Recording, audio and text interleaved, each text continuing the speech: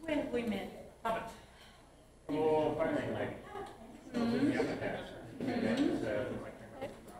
Want me to say it again? Want me to say it? Just introduce yourself first. Do you want to say, can everyone take their seats? Can everybody please take their seats? Can everybody please take their seats? So we can start.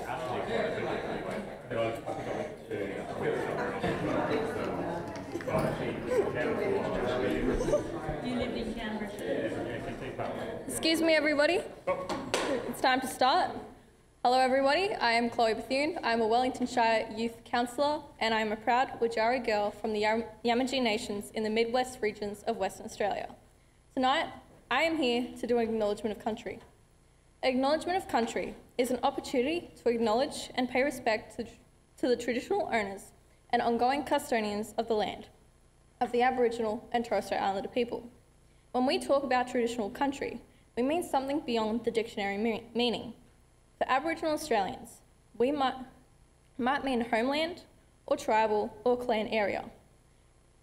We might mean more than just a place on the map. For us, country is a word for all the values, places, resources, stories, and cultural obligations associated with that area and its features. It describes the entirety of our ancestral domains. While they all may no longer necessarily be the title holders to the land, Aboriginal and Torres Strait Islander Australians are still connected to the country of their ancestors and most consider themselves the custodians or caretakers of their land. Tonight, I'd like to begin this event by acknowledging the traditional owners of the land on which we meet on today, the Gunai people of the Kulin Nations. And I'd like to pay my respects to their elders, past, present, and emerging. I'd also like to acknowledge the traditional owners of the country throughout Australia and recognise their continuing connection to the land, waters, and culture. I'd like to pay my respects to their elders, past, present, and emerging. Thank you, everybody, and I'd like to pass on to Beck Hector and Ivan Reeves.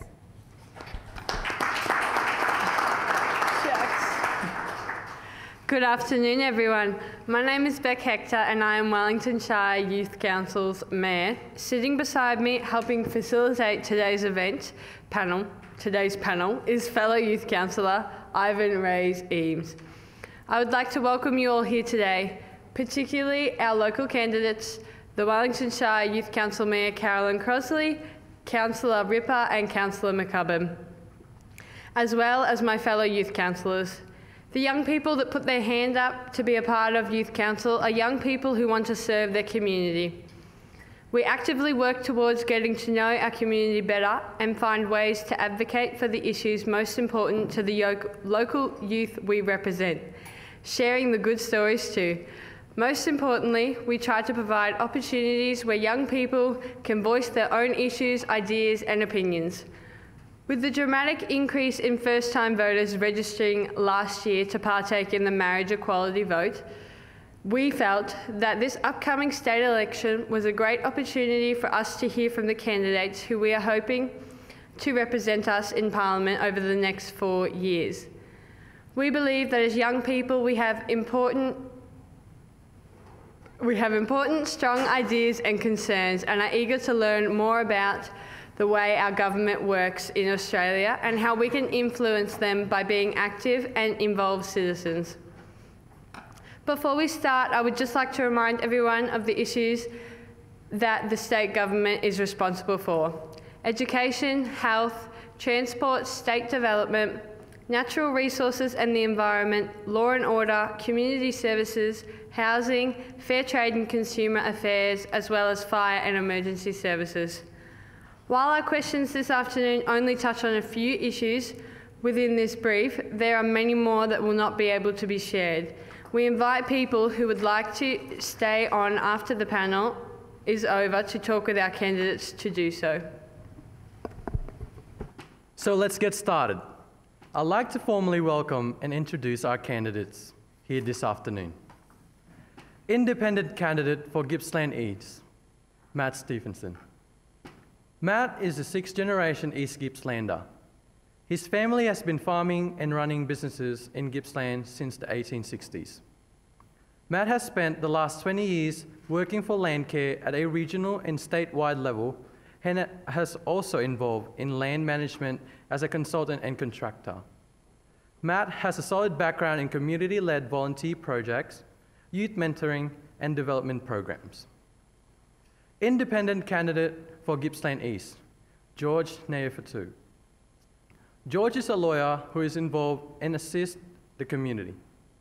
He has a background in law, economics, and marketing, and has worked in a range of businesses from corporates to currently principal of his own law practice. Greens candidate for Gippsland East, Dr. Deb Foskey. Deb has been an East Gippslander since 1972 and involved with the Greens since the party was formed in the early 1990s when she lived in Canberra. She has had many roles in party from Global Greens representative to member of the Legislative Assembly in the Act from 2004 to 2008. Deb returned to East Gippsland in 2008 and has been working on sustainability issues in our region ever since. Current national member for Gippsland South, Shadow Minister for Sport, Shadow Minister for Veterans, Shadow Minister for Gaming and Liquor Regulation, Danny O'Brien. Danny was born and raised in Gippsland, and prior to his life in politics, trained and worked extensively in journalism field. Danny lives in Sale and is involved in football, Rotary, and the local CFA brigade and Sale field and game. Labor candidate for Gippsland East, Mark Reeves. Mark is the current Deputy Mayor at East Gippsland Shire. Some may know him as principal of the School for Student Leadership, to many known as the Alpine School. Labor candidate for Gippsland South, Denise Ryan. Denise comes from a local dairy farming family in Denison. She is also a former nurse and active in community organisation and tourism groups, including being former president of the Host Farmers Association. Alrighty. During this session, a young questionnaire will be invited up to ask their question to the panel, where each candidate will be given 2 minutes to respond. Charlie and Ellie will be up the back of the room and they will hold up yellow cards when you've reached 90 seconds has passed, and we ask candidates to conclude by the show of the red card. Our first question comes from Lucy. If you'd like to come up and ask your question.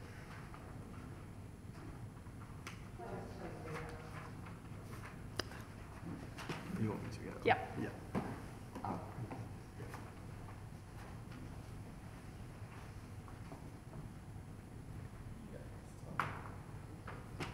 Hi, I'm Lucy. We are constantly taught in our schools about the importance of making change, following through and being leaders in development. Yet our governments and politicians hesitate to make strong leadership decisions around issues with critical local, national and global consequences. Plastic pollution is evident everywhere in our state.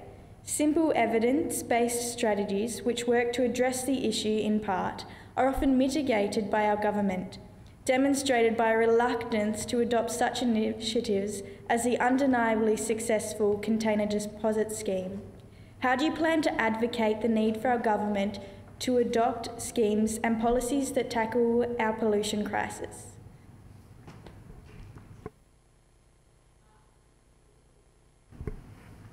Mark, would you like to have a crack at responding to that question? Well, thanks Lucy, and thanks Beck for giving me the opportunity to speak first. There's no doubt that pollution is a scourge on all of us, and it's great to think that people thinking locally or acting locally are thinking globally. And for example, the issues around recycled plastic being exported to China and having to take responsibility for that. I think we could and should take more responsibility for container recycling. There is a great deal of pushback, container what was the term I'm looking for? Deposit schemes, thank you, container deposit schemes. And there has been a huge amount of pushback from big business and industry around that.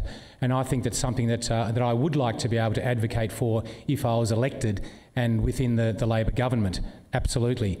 I think the Andrews Labor government has done a lot of work on supporting local councils in recent times on taking better responsibility for their local recycling, and several $1 million has been allocated from that across Victoria from the EPA licensing fees. I think we could do better at that, there's no doubt, and I think there's a great opportunity for some innovative schemes. And there have been some trial schemes around waste to energy programs, and I don't think there's an ongoing sustainable situation of continuing to bury waste and especially recycling. I think we can do better.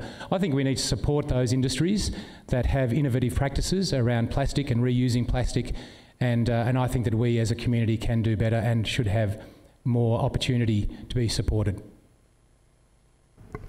Thank you very much, Mark. Deb, would you like to add your opinion to that? Thank you very much for the opportunity, and thank you very much for having this forum in the first place. It's just excellent seeing young people taking charge of, well, basically putting your agenda before us and giving us a chance to respond. I feel proud as a Green answering that question.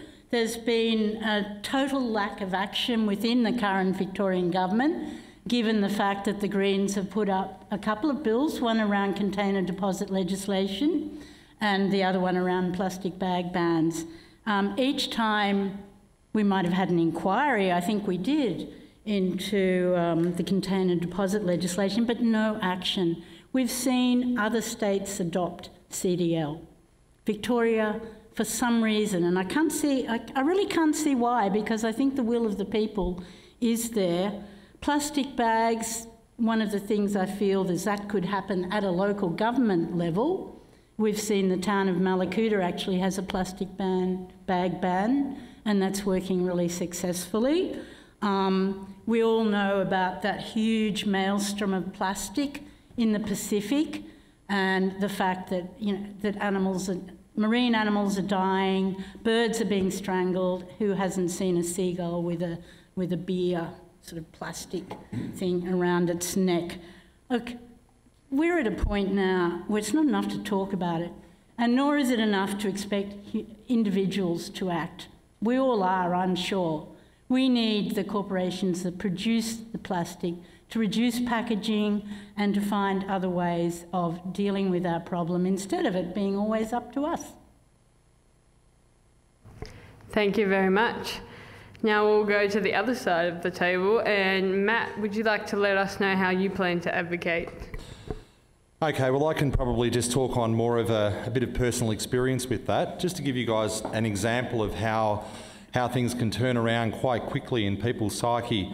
Am I too close? Probably there's about right. A couple of years ago, I went to some training on community-based social marketing, and that was all about changing, society's norms. Okay, so the norm used to be waste. The norm used to be throwing your cigarette butts out the window. The norm used to be using this light globe instead of that light globe.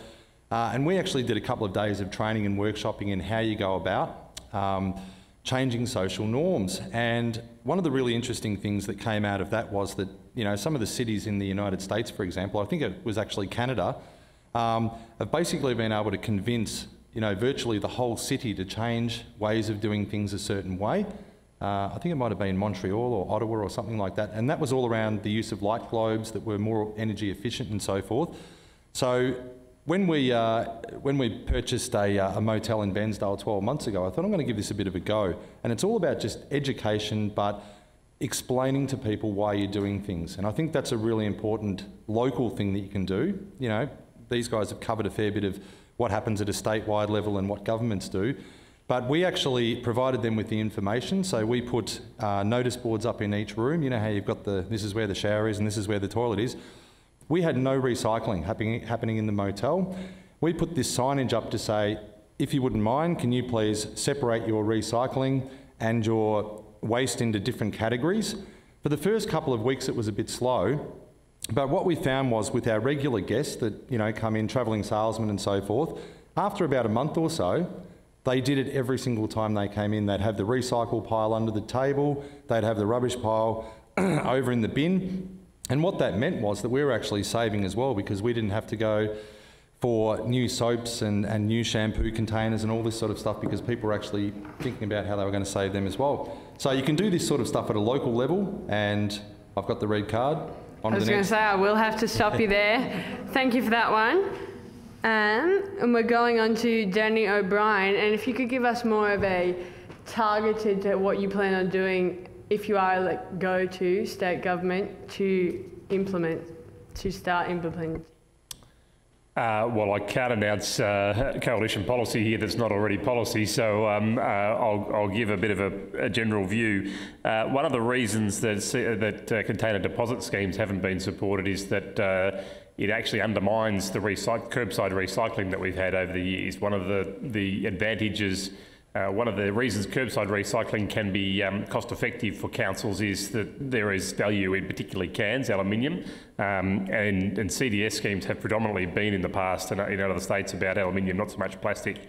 But I think we've got some challenges with that now, with China refusing to take our recycling now, and I think the resource recovery fees that the state government collects, I think it's up to now a pool of around about $500 million.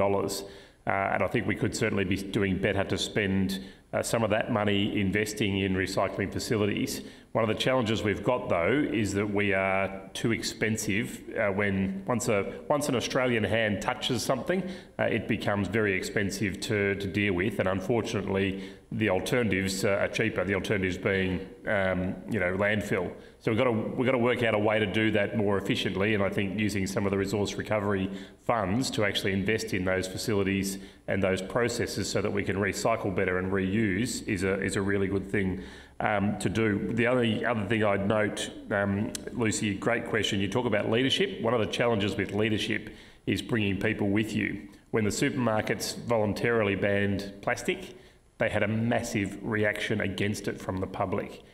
Poor old checkout chicks and checkout chaps were being abused by people because they couldn't get free plastic.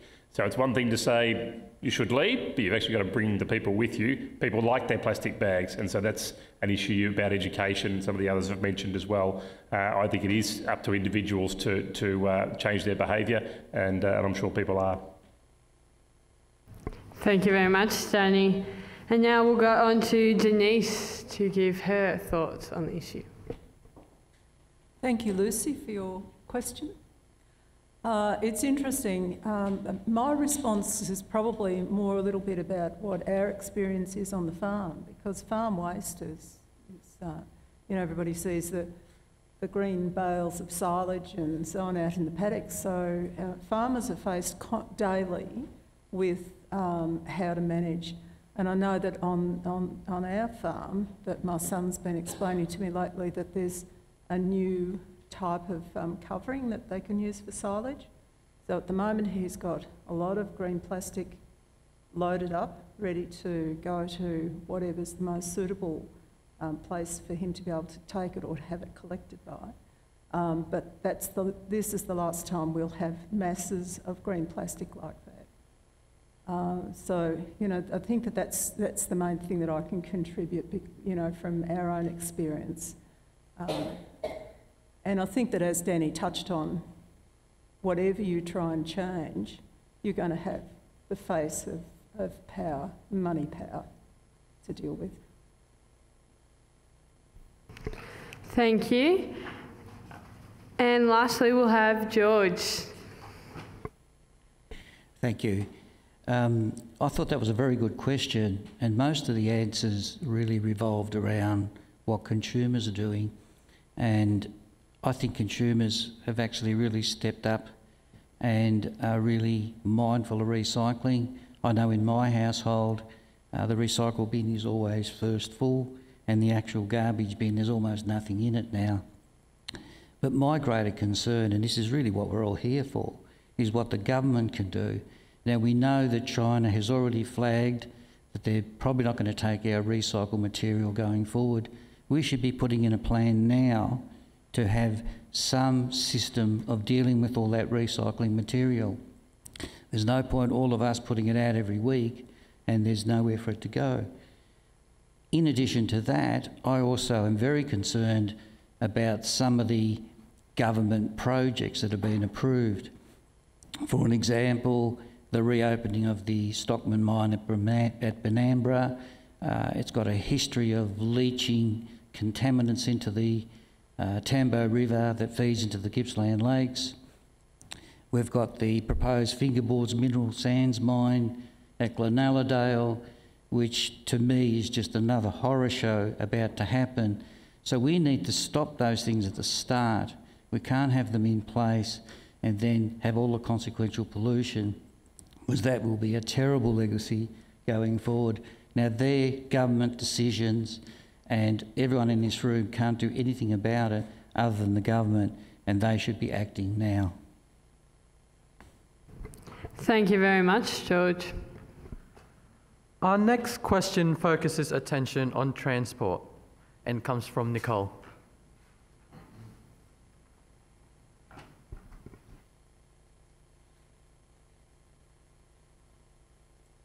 Hi. Oh, don't know how close to go. My name's Nicole Danks and I'm currently Vice Captain for South College. Last year, the Victorian State Government rejected the proposal of the parliamentary inquiry into lowering the probationary driving age to 17. In all other states and territories across Australia, young people are eligible to receive their probationary licence at 17. This is of particular benefit to those wishing to undertake an apprenticeship or traineeship prior to completing their secondary education. Regional and rural young Victorians face many disadvantages not felt by city counterparts due to limited access or lack of public transport options, instead of having to rely on others as a means of getting from point A to point B. If you believe the aim of lowering the probationary driving age is justifiable, what will you do to ensure that this is passed? Or if not, what alternative measures would you implement to address transport accessibility concerns felt by local youth? Thank you. Would you like to have a go answering Nicole's question, Danny? I'd love to, and I'll thank you, Nicole. Great question. I'll let you in on a little internal secret. When you're in shadow cabinet and you're involved in policy development and you're in a party room, a lot of things go through, and unfortunately your brain's not that good, and sometimes you can't remember what's gone through, what's been announced and what hasn't yet been announced.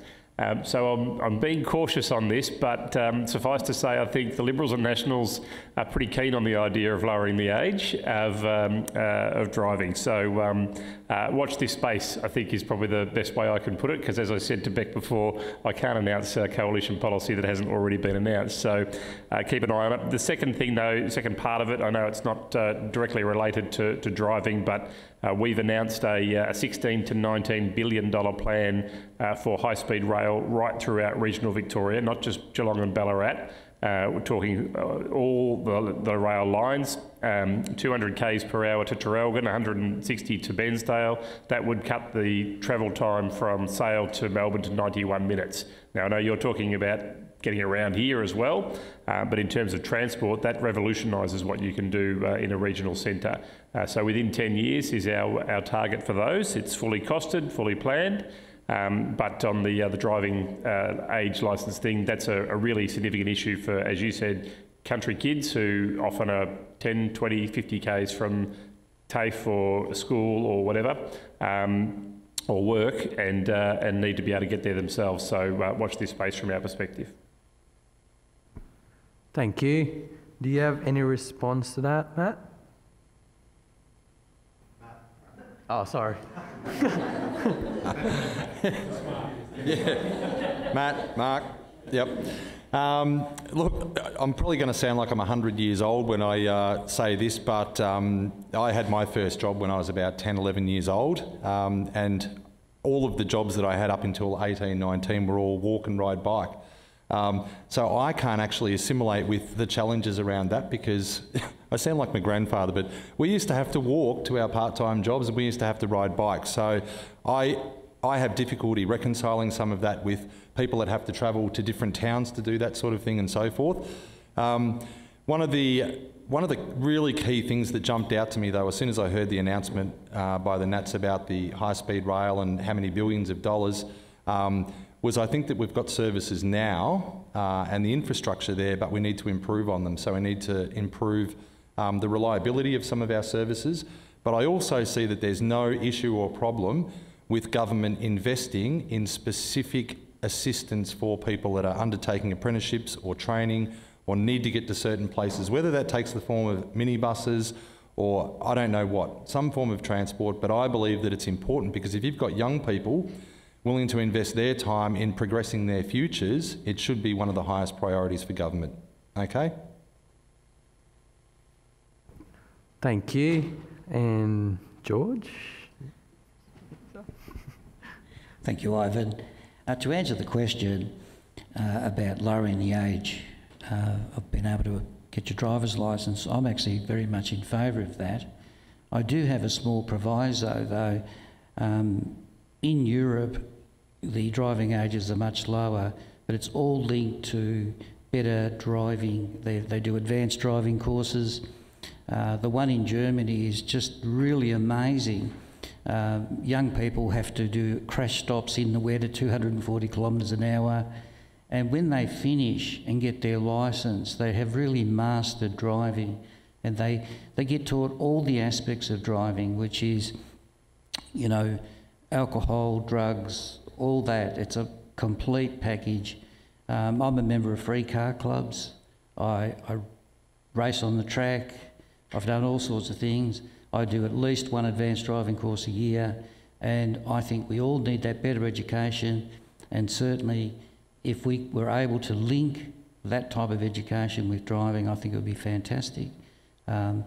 Nowadays, driving is really important. You really can't get anywhere, especially in a regional area. Sure, we might have a very fast train, and I'd like to discuss that a bit later, but you need to be mobile, and you're a lot safer in your own car than any other form of transport. So I hope that answers the question. Thank you. Do you like to have a crack on that, Mark? Thanks, Ivan. Nicole, thanks for bringing to my attention that inquiry on probationary licences at 17. That's really quite useful for me to understand. And I understand and appreciate the challenges of young people in regional and rural Victoria and access. And while I'm going to come back to that, it would be remiss of me not to remind everybody here who closed the train line and who reopened the train line here. And it was a Labor government that reopened the train line into Gippsland, and it's a Labor government that has invested $530 million in this train line to keep Gippslanders connected and to travel. Now, we're not interrupting each other, Danny, and we're not taking credit for it either. So I'm telling the truth. Now, what is important, I think, can I have a point of order, Mr. Mayor? Can I have a point of order there, so not being interrupted? Now, what is important, I think, is this government, and I certainly subscribe to the Safer Systems Road Improvement Program, and that includes safer roads, safer drivers, safer speeds and safer cars. And we have a lot of control over many of those, but one thing we can do better, I think, is safer drivers. And a lot of my colleagues here have talked about driver training. Well, I think that we've seen and we know that the safest drivers in Australia are learner platers. They are, absolutely. And that skyrockets as soon as you get your P plates. And that's the problem we have. Safest drivers, least accidents are when you're on L plates, 120 hours. As soon as we let you loose, then we have a problem. So we need to do something about having to get that transition. And one of the best things that we can do as politicians is listen to young people and understand how you learn and how we change behaviour, especially that social behaviour in cars and behind the wheel. Because the last thing we want to do is to have anybody injured on our roads. And George, actually the safest form of transport is air transport by kilometres. Thank you. Deb? Do you have anything to say to that? Thanks, Nicole. Sounds from what Mark said that we all be better with little aeroplanes. I live in a very isolated situation, place called Cabanandra, which is halfway between Bonang and Tubbut, and I would like a little thing I strap on my back so I can go over the mountains to Buchan. However, and I'm sure there will be such things in quite a short time, because I've already seen the development of so much technology I could not have imagined. And I've also seen that where there's a need and a market, industry makes it happen. I live in the bush, as I said, and I've got to say that I'm very concerned about the level of accidents of young people. I don't know why it's making that noise, but...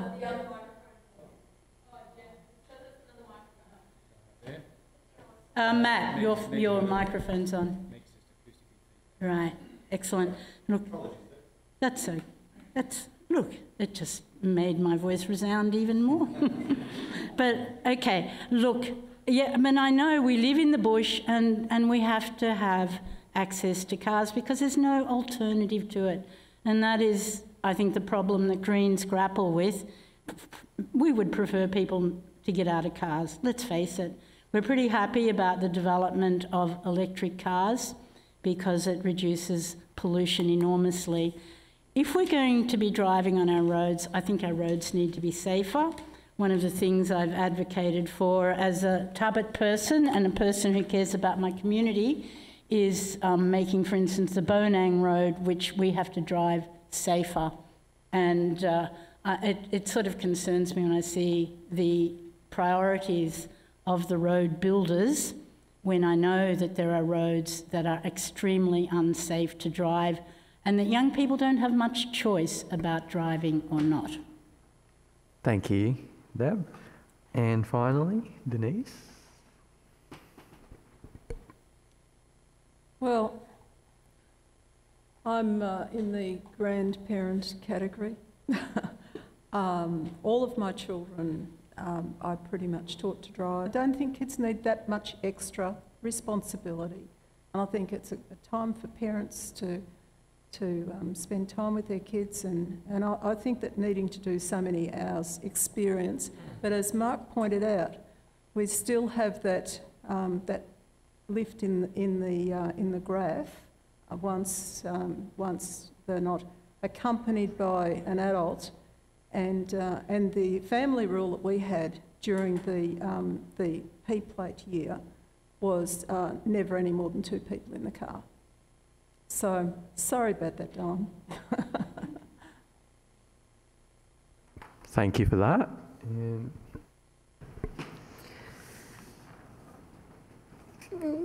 really. Our next question focuses attention on climate change and comes from Grace.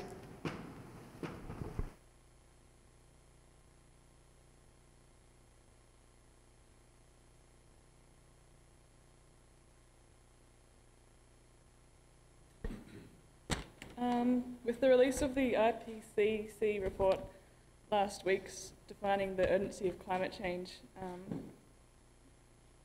stating that warming has reached 1 degree in 2017, approximately 2/3 of pollution that is driving climate change is from the burning of fossil fuels, coal, oil and natural gas, with another 1/4 of pollution coming from deforestation and agriculture. If we have the ability to switch completely to renewable energy, why aren't we? What's stopping us? George, what are your thoughts in response to that? Thanks, Beck. Look, to be honest, I'm very concerned about climate change. I believe it's a real phenomenon, and I do believe us as people have contributed to that in a very, very significant way. I love the fact that Australia developed the solar panel and then we sold the technology, which I thought was crazy. But I've just announced one of my policies to encourage people to get solar panels by increasing the rebate, by making it half the price for farmers, and that's one renewable source. I think the East Gippsland Water has a number of these pumping stations across Victoria, and I'd like to see all those valve setups that they've got changed to micro generators, so they can just use the pressure of the water to generate electricity. I mean, honestly, I just see a million answers, and I just can't understand why governments just don't do these things. I mean, and they're just so simple. You just got to start somewhere, and I'm all for it. Is really, and I can see solutions rather than problems. We really do need to make the shift. Thank you very much. Matt, what do you think on the issue? Yeah, well, I support George's views wholeheartedly. I'd just like to add to that too that, you know, I believe that it's almost negligent of us now at this point in time to reflect back on the 6,000, I believe, odd scientists that have proposed these theories and these concepts and these ideas. And George has touched on a good point. We actually have a lot of different options to actually do something about it. I spoke to a guy called Peter Gardner recently. We've had a few sit-down meetings. Peter Gardner's from up in the Ensay Valley. He now lives in Bensdale. But he's put a hell of a lot of time and research into this, and I think that it's time that we all started to have a look at the solutions to the problems. And as George said, and to quote my grandfather, we're on the grandfather theme, he used to always say, make sure you try and put the fence at the top of the cliff as opposed to the ambulance at the bottom. And I think that's a very salient message, in that I'd rather take the cautious approach. And if there is things that we can possibly be doing, we should be doing those, as opposed to looking back in 10, 15, 20 years' time and saying, wow, didn't somebody come up with climate change as a concept in the 1850s, 1854 or something like that? And here we are now, still debating. Thank you. Danny, what are your thoughts? Yeah, good question. Thank you. It's climate change. The climate is changing. There's no doubt about that.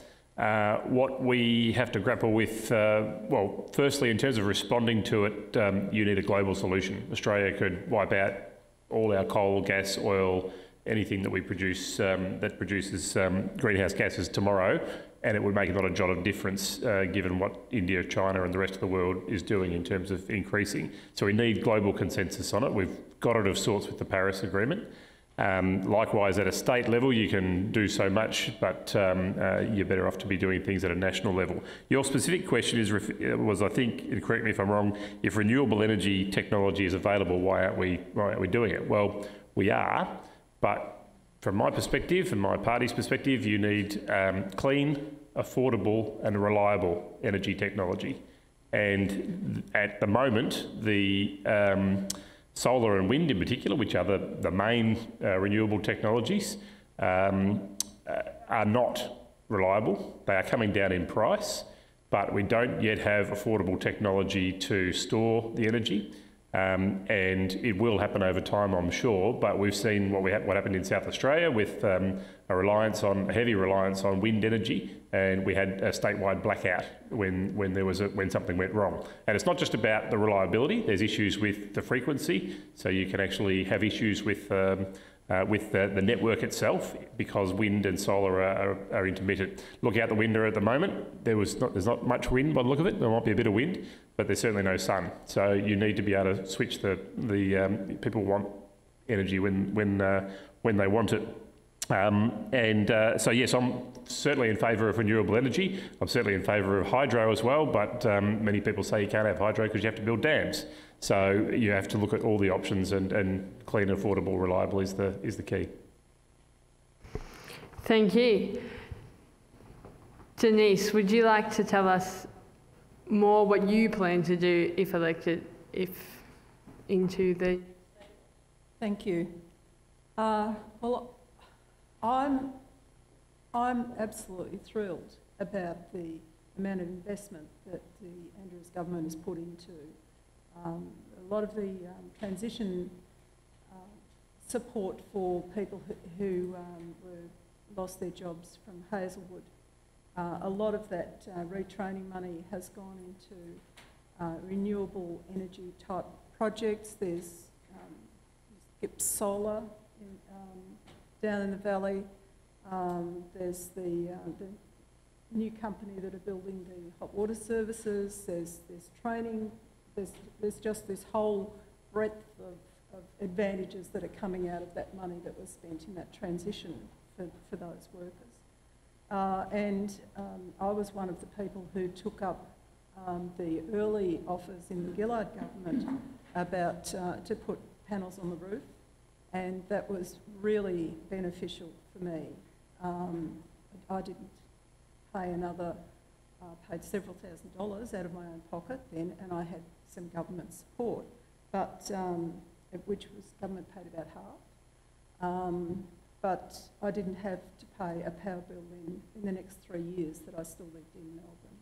And I think it helped sell my house in Melbourne as well, because I had several energy efficient things that I'd engaged there. So I just think that this government has taken on the renewable energy task very wholeheartedly and very effectively. More to be done, always more to be done. Thank you very much, Denise. So, Deb, would you like to add your thoughts and answer directly to what the question is? I would, and I'd like to stand to do it, thank you, because I feel so strongly about this issue. I myself, I live in a solar-powered house, and I always have, standalone, haven't got much choice, but I can say that when there have been fires in my area, I've had power and no one else has. There's a simple answer to why aren't we moving faster to renewable energy? Think fossil fuel lobby group. Think coal-powered policy making. That's what it is. We've got a Prime Minister at the moment who took in a lump of coal and basically worshipped it. So until we can move past this fixation on fossil fuel, and one has to assume there's donations there, we've seen movement between government and the industry and back again, and while that is happening, we will continue to have a fossil fuel powered economy. The Greens have been working against climate change ever since we were elected. I was in the ACT Legislative Assembly for 4 years, and like my predecessors and my successors, that was our strongest issue. And now, I don't know if you're aware, but the ACT has a target to move totally towards renewable energy in, I'm not sure, maybe 2030, but far sooner than any other state or territory. And that is because of Greens' pressure, sometimes in the balance of power, sometimes not, sometimes it's moral persuasion, to get us there. It shows it can be done in Australia, Danny, money where their mouth is. And I think they show us a very positive lesson. We'll have to stop you there. Thank you. And on to the next question. Not going to give me a chance to answer. Oh, sorry. Last one. Mark, what was your thoughts on that one? I'm bursting out of my skin to answer this one. Well, Grace, thanks so much for your question. And I think your question asked, what's stopping us? And it's really clear it's ideology. And Deb, and it's political ideology. Deb has clearly articulated that we have a Prime Minister who did bring coal into the chamber. Yep, that's right. And this is the attitude that the Liberal National Coalition have, that they think it's a joke. And what I see is a conservative Liberal National Coalition don't see a future beyond using old solutions to solve new problems. And young people don't agree with that. Their future is not the Hunger Games. Their future is something much better than that. And it is not coal-fired. It absolutely isn't. It's really, really clear. And that is an absolute key point of difference between Conservative, Liberal national coalitions and the Labor Party. Not only do we believe in it, but we are acting on it. And young people should take absolute faith in this, because right here and right now we have a policy that we're implementing in the Labor Party around a totally emission-free, renewable energy-powered Victoria by 2050. The Liberal Nationals can't commit to that. It has toppled 4 Prime Ministers, and we have got the strength of will to actually push forward on this, and we will, and we will. Not only that, the Solar Energy Agency is based in Gippsland. That is the future. We have made a transition, and young people should understand that this is no longer something that's going to happen. It's something that is happening, and it is your future, and we are part of that future, and we will go on that future. There are solar farms in Maffra Sale and all over the state, and there are wind farms everywhere. And clever connected grids solve those problems. And that is going to be your future. You have a really clear choice. We'll have to cut you off there, sorry, Mark. And we will have time for one last question. Our next question will come from Luke. Thank you. My name is Luke. Suicide rates in the youth community are way too high. Suicide rates in the LGBTQI community are extremely high, and within the transgender community, 1 in 2 people will attempt to take their own life. With the current political situation and debate over the Religious Freedom Act and its way of discriminating against queer students and teachers, these rates are becoming higher. Although work is being done to protect the students, it still unfortunately leaves out queer school staff, our mentors, unprotected. How will you address the high suicide rates in the community and generally support the LGBTQI community? Thank you, Luke. What are your thoughts about that, Deb? Thanks, Luke. Again, I think this is one where the Greens have taken the lead, and that's partly because we have quite a strong community of LGBTQI, and I'll probably get that wrong, leading that campaign, the Rainbow campaign. And it was really very disappointing to see the federal government lagging on that, lagging behind the Australian people, so that instead of just going to a vote, we had that slow process, including the survey. As for suicide rates, yes, very well aware that your community has the LGBTQI community has very high, has higher than we would like suicide rates, but also aware that young people also are suffering, and particularly Indigenous young people. And it is concerning that there is a lack of services, particularly in rural areas. This is something that I would really like to tackle. It's particularly so for remote communities and towns outside Sale and Bairnsdale, actually, that accessing services like Headspace, which I think is a fantastic service, is so difficult. We do have to do things. We have to create more tolerance so that people aren't bullied or made to feel that there's something wrong with them because they're not like everyone else, because no one is like everyone else. We're all different, and I think also there's a lot of depression, and it's around the future of the world. Don't think we can discount that. Thanks, my time's up. Thank you, Deb. What are your answers for Luke's question, Matt? Yeah, thanks for the question.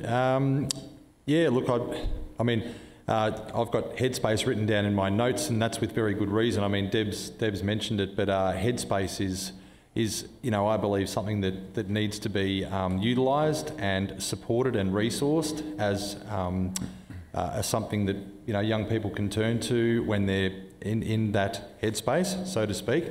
I guess it's pretty hard for you know, some people that grew up in rural Australia to get their heads around what it all means. I mean, I was very, very fortunate later in life to have same-sex, very close friends, whereas back in the 1970s or 80s, I would never have conceptualised that I would, you know, be in that space, because peer pressure is a very, very damaging thing, I think, and because that peer pressure exists, all of a sudden you start to become, well, you don't necessarily have to think like those people, but you are fearful of speaking up for people in your communities that are same-sex couples or whatever the case may be, are a bit different to the norm. So I think that, you know, I was fortunate in that respect, but I think listening, understanding and recognising what some of those issues are, and then providing the linkages for those people to get the support. But above all, I think that education of the people that are putting pressure on, what are the abbreviations again? LGBTIQ. LGBT, yep. Is just as important. So support for those people, but also education at the very, very forefront as to why we should have more respect and understanding for the issues that they face. Thank you very much. I did just want to comment before we go to the next person that we don't have a local headspace in Sale, and that headspaces aren't all around there. You often have to travel long distance to get to the nearest headspace. Thank you. What are your answers for that, Danny? Well, I'm glad you asked, and I'm glad you mentioned not having a headspace here. Great question, Luke. First response is that no student or child should be discriminated against at school for any reason. Is full stop, is my view, whether their sexuality, whether their gender, their race, whatever.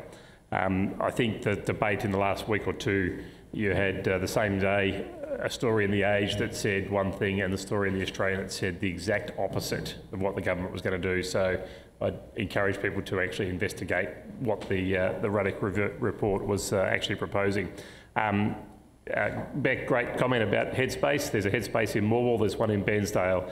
Just so happens that today we have announced that if elected, we'll provide $1.14 million across 4 years for Headspace to provide outreach services to communities that don't have an office, so places like Sale.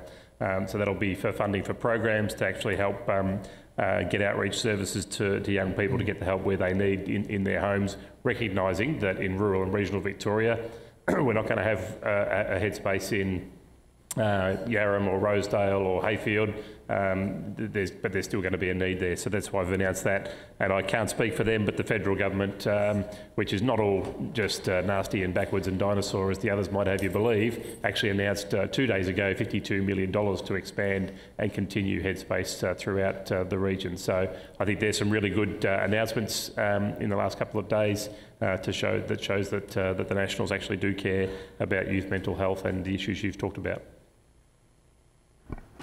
Thank you. What are your plans or answer to that, Denise?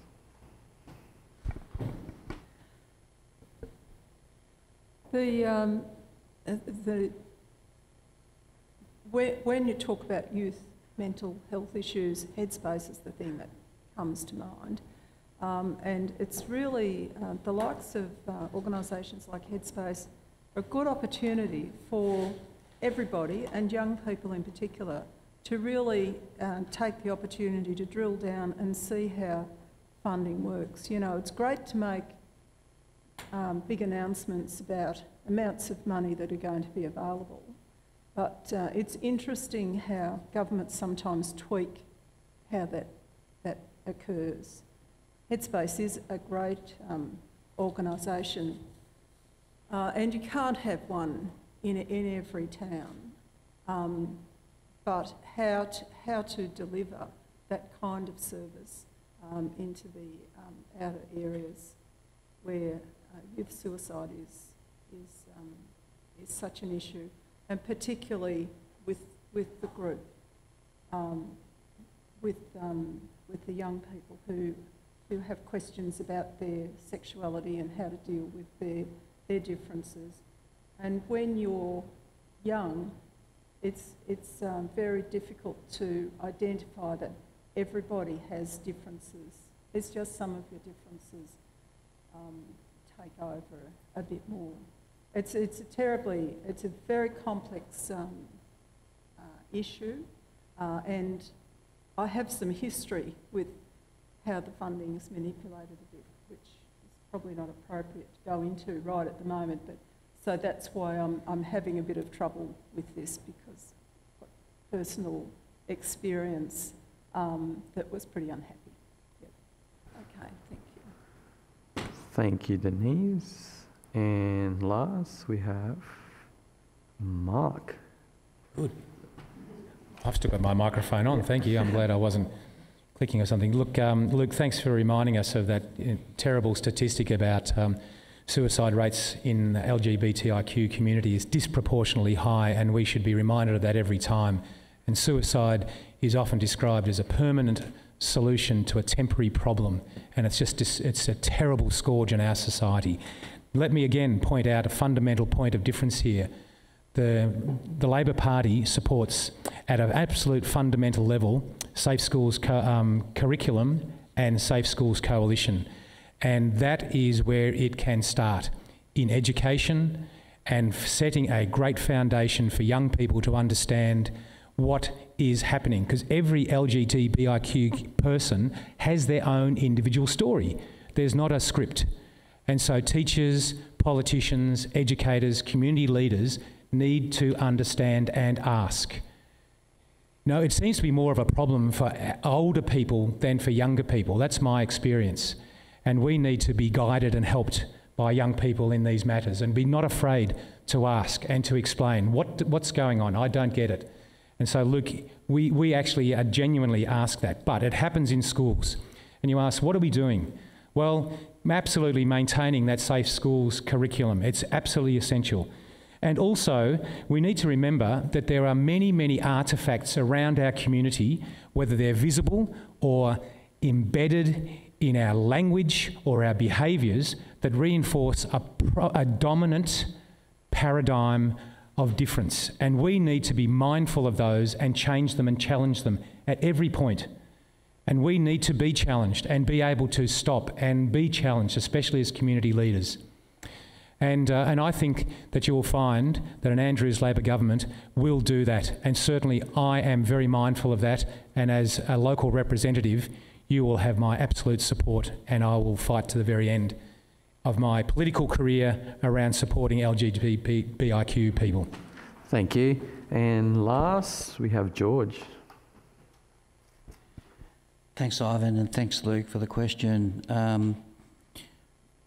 This is one area that really does concern me quite a bit.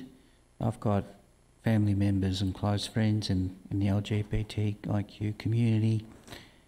Only just recently, my nephew's best friend at the age of 18 committed suicide, and his other friend had done the same thing 3 months earlier. And it's just very distressing. And to be quite honest, I don't know what the solutions are. All I can do is make a commitment that I would talk to the people that are involved and get some good professional advice on what should be done. I know there's a lot of organisations out there, but I actually can see that they're not working, because why am I hearing of 2 youth deaths so closely together? And I see the devastation in my family from that. That's where I'm sort of left at this stage. I don't profess to be an expert in everything, and that's one area I really need to know a lot more about. But it certainly is dear to my heart. Thank you. Thanks for that, George. Passing on to Beck. Alrighty, so we do have Nick from Catholic College here, and he just has one question that he did want to ask.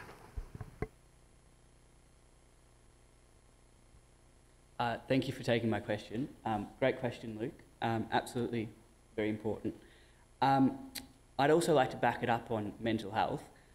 With male suicide rates the highest amongst any group in Australia, more than 3 times that of any other group, how are we going to manage ways around this and solving it?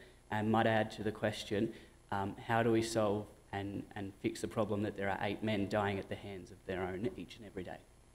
Thank you.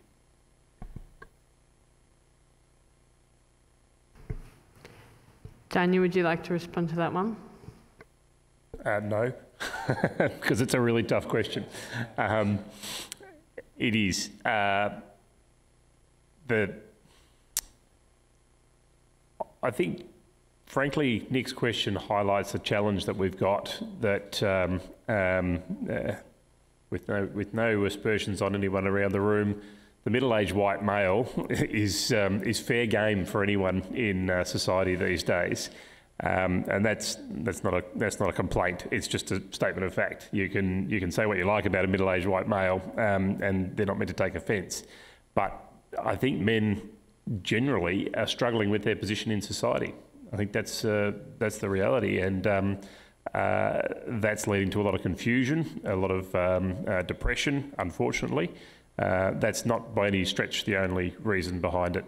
We have a very big problem in our community with violence, and the overwhelming majority of violence is men's violence towards women, which, and I give credit to the Andrews Labor government for what they've done with the Royal Commission and other things, implementing the Commission's findings on that.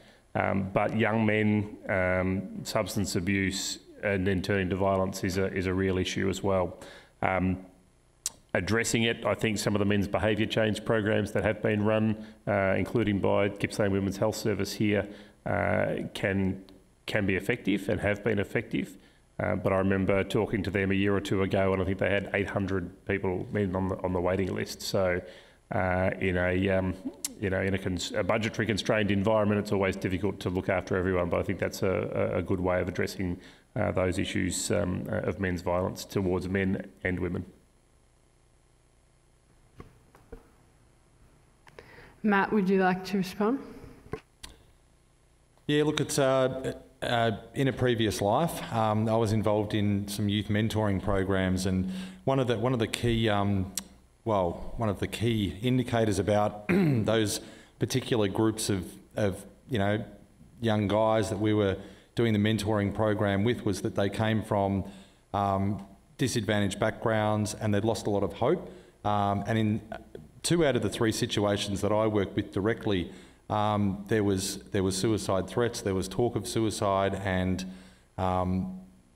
people in their lives, the other adults were very concerned about them. So over the course of the next 12 months, we engaged in a mentoring program with them, and through that mentoring program, we were able to provide them with another adult that wasn't either a parent or a teacher. And I think that was really, really critical, because to allow them the opportunity to be able to share some of their stories, their challenges, their being bullied at school, their negativity about what their place is in the world, I think was a really, really strong thing. And look, I don't know whether it was just a game of chance or what, but those 3 guys, all 3 of them, moved on within a year and a half, 2 years of that mentoring program to get into work and completely change their lives around. I've seen 2 of those 3 guys in their 20s, and it's just a complete change. And I think the critical thing is, if elected, what I would be pushing really, really hard for is the opportunity for mentoring programs to exist for all people. It doesn't matter whether they're male, female, middle-aged, teenage, or whatever. Anybody who is maybe seeking out that third person, or that, not third person, the person that's not a parent and not a teacher, that they can confide with and is a trusted and reliable confidant, because I think it makes a real big difference to people's lives. Thanks. Sorry, I will have to cut you off there, and we'll go on to Mark. Thanks, Beck. Nick, it is, as Danny said, a really hard question, and one thing that does unite us across the political spectrum is a resolution to this scourge on society, and I think it comes as no surprise to you. We all know the statistics. The greatest killer of men aged 15 to 40 is themselves in Australia, and a young man who has bipolar has a worse prognosis than if he had cancer.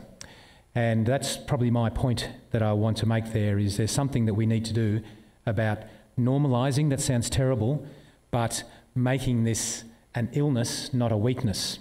And how do we do that? Well, it's not a single response. There are lots of wraparound services, but it's also a collective response. And we need to be able to support young people through sporting clubs, through the way people connect, over the back fence programs, and through the way the VFF has done that, and looking after farmers, because farmers, you know, have the means.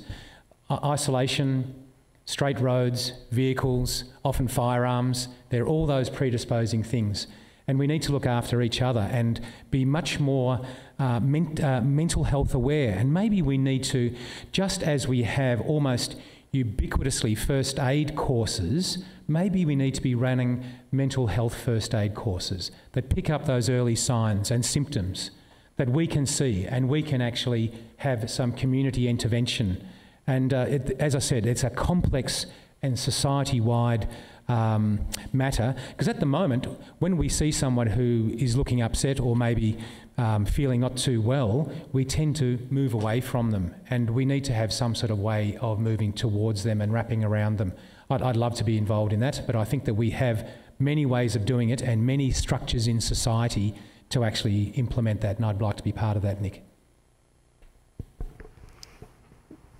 Denise, what would you like to add to that? Well, am I on? I'll need about 10 minutes here, if you don't mind. Again, I have personal, very close experience, and what I see with the group, Nick asked a question particularly about young people, and I think that, or young boys in particular, I think that the thing that, a big issue that needs to be addressed is bullying and bullies and bullying. And I think that both of those parties are equally very much at risk, because the bully, because they live with what they know they've done, and those who are bullied because some never manage to get back on top. So, and I think that that what I would be really pushing for, should I be elected, would be to really have some serious addressing of that issue through, we can address how boys feel about themselves as they go through junior schools. And I think that intervention at that very early age is the key. The other thing is somebody else mentioned, I can't remember who, about farmers, the stress that farmers are under. Farmers are under enormous stress at the moment, and I see, you know, my family and their friends, and they're making really hard decisions to enable them to just stay in the game. At the moment, they're having to make decisions that they wouldn't normally make, and it's a great deal of stress. And what I notice in my son's group is there's a couple of mentoring programs where they're supporting each other. A couple of years ago, my son was the mentored, and now he's a mentor. Sorry, Denise, I will have to stop you there. As not the 10 minutes? Oh, unfortunately couldn't grant that one. And we'll quickly move on to... Do you mention that yet? To George. Thanks, Beck. Obviously, the outcomes are horrific, and there's been some very good explanations on how we can address the start of the issue, and I'd just like to contribute two more suggestions. And one is we need to be able to create a lot more employment for young people, especially men. You'll find that if people are working, it really helps their self-esteem, and we're addressing the issue before it becomes a real problem. The other one I find a bit perplexing is actually the criminal justice system. I did some volunteer work for a couple of years at a legal service, and this particular young guy, I was really liked him. He was, at 17, he was involved in a very nasty assault, and he was charged for about 5 offences, including assaulting company, and I defended him. His co-defendant, which was his friend, flipped, took a plea, and then gave evidence against him. So at that stage, he wasn't 18 years old. He was in an RSL club and had 9 beers. And that sounds like a lot because I don't drink. But anyway, it was a very terrible situation. I got probably the worst magistrate on the circuit, and in the end, he got 3 months jail in an adult prison, which was horrifying because he was only 18 and a half. Anyway, I did appeal. We got it down to 1 month, but that outcome should not have happened. He was a squeaky clean kid, and he really did the wrong thing, and he should have been penalised so heavily. Thank you. Thank you very much. And lastly, we will hear from Deb. Thanks, Nick. 2 questions out of 5 about suicide. What does that tell us adults in the room here?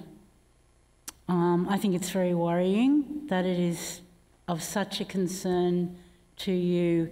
And we know that apart from suicide, there are other ways that particularly young people, and I think perhaps, but I don't know, I don't have the evidence, particularly young men are killing themselves or reducing their spirit, and that's through alcohol, dangerous driving, and drugs, both legal and illegal.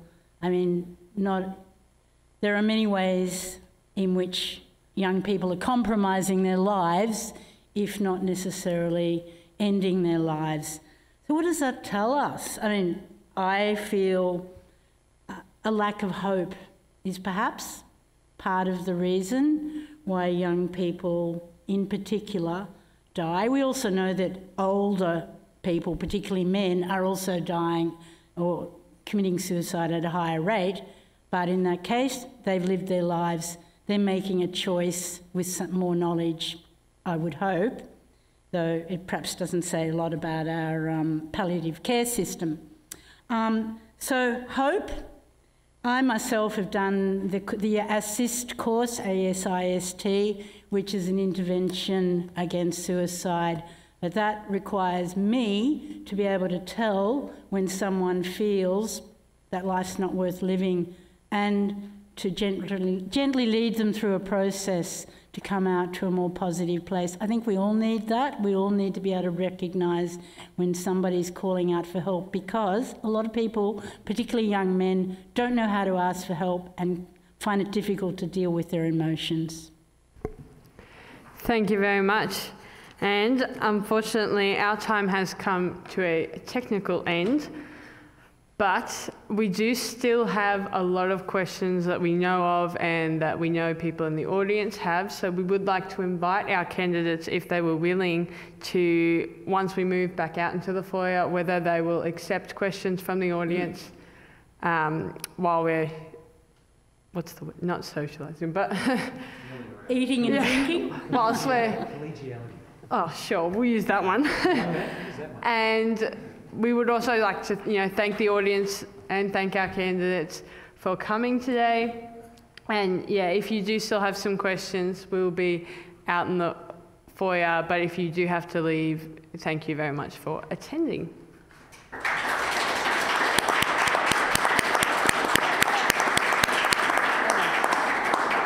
Say a quick word, Rebecca. Yes. Is there any possibility you guys can try and spread the word further east and do something similar in that part of the world? Well, we may be able to try our best, but that'll be definitely something we will raise. But I did forget to mention, there was one question that we would like to ask our candidates to have in the back of their mind before we head out into the foyer. So we will personally come up and ask for your responses for these. So our question is, What will you do to ensure that you communicate and engage with young people's voices on all issues during your term if elected? So I'd like to invite you all into the foyer, and thank you very much. Yeah, I do too. Is the audience happy to stay in here? Yeah. Alrighty, so we'll go around and we'll start with Denise.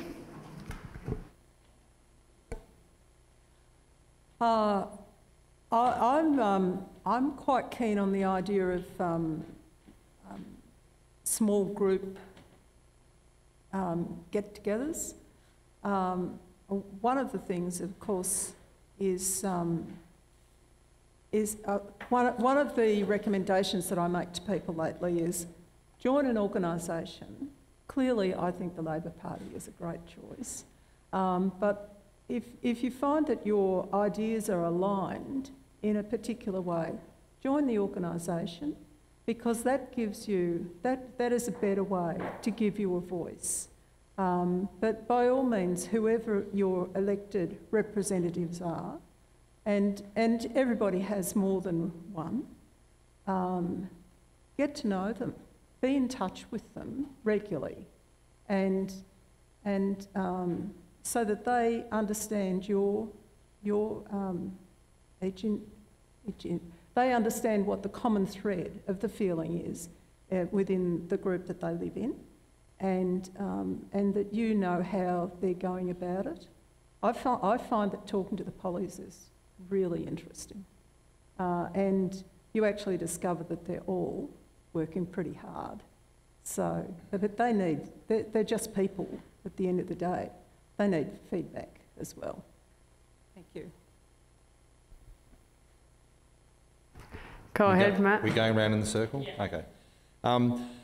I find personally one of my greatest, I guess, attributes in being able to keep in touch with things that are going on in the town is, or the electorate is, we've got a couple of cleaners and they seem to know everybody in the district, and they're, one of them takes kids in, she's got foster children, but the key message there, I think, is to try and make links to the people that you believe might be able to provide you with some really good feedback.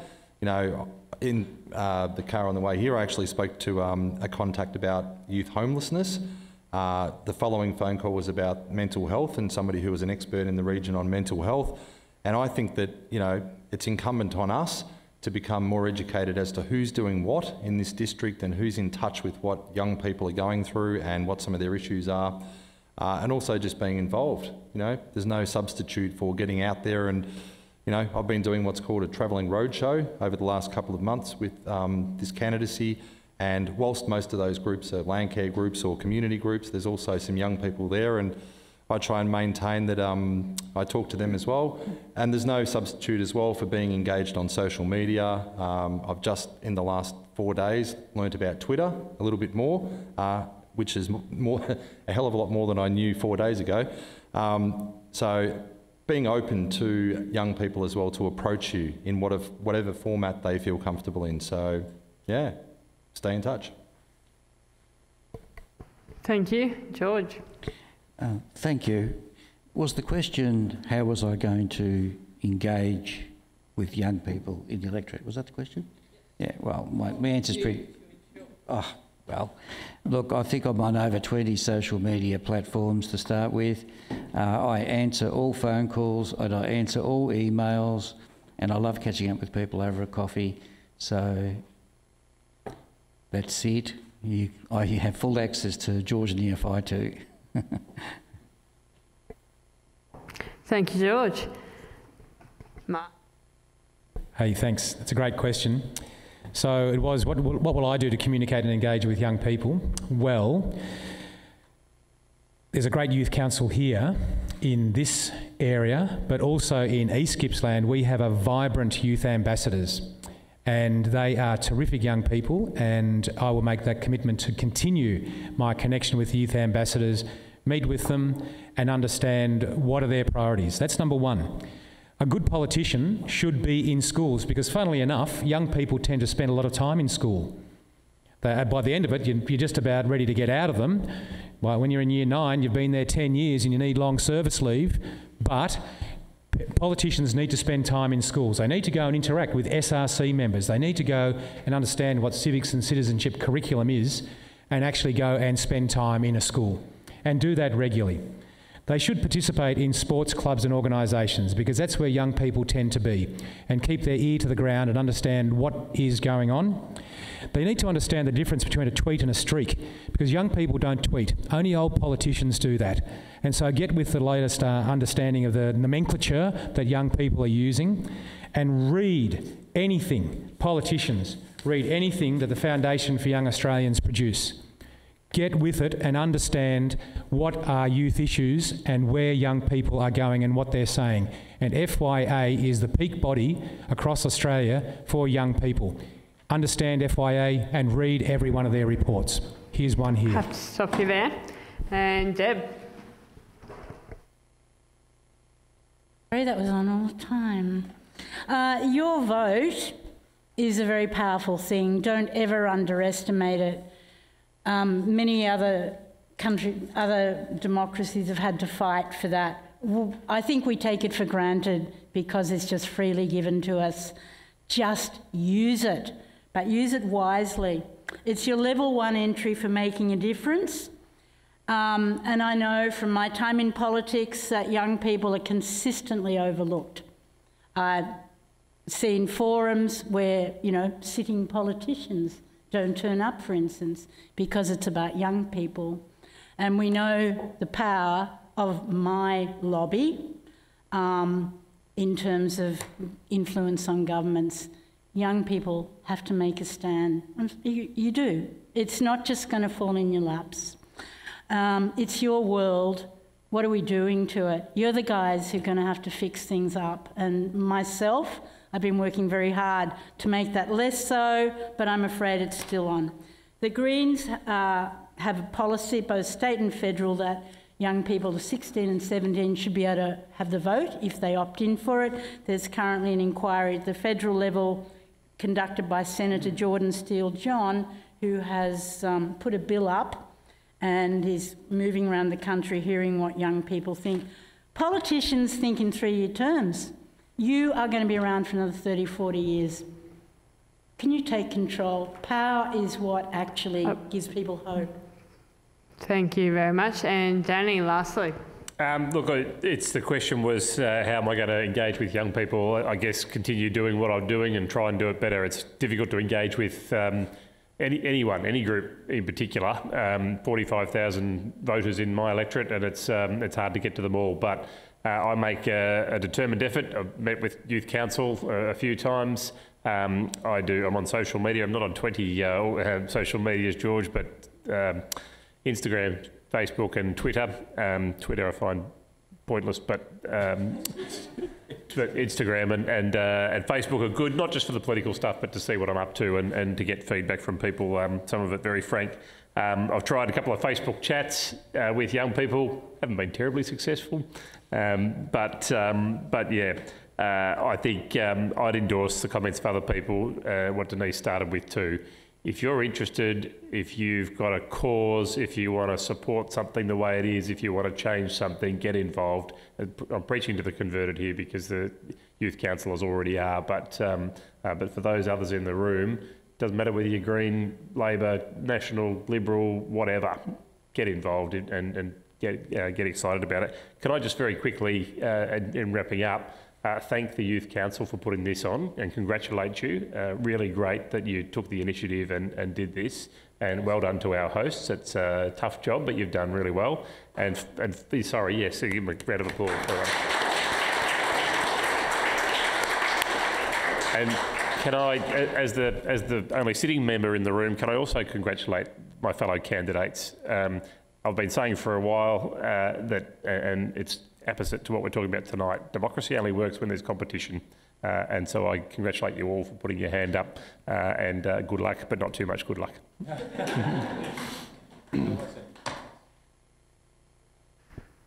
Thank you for your time and for sharing with us your stance on the issues we've raised. I invite the audience to stay on and speak further with candidates and each other on any topics you wish. Thanks again for coming and supporting us. We hope that you all have gained a greater knowledge on how these candidates would represent the issues you find most important if elected. Thank you.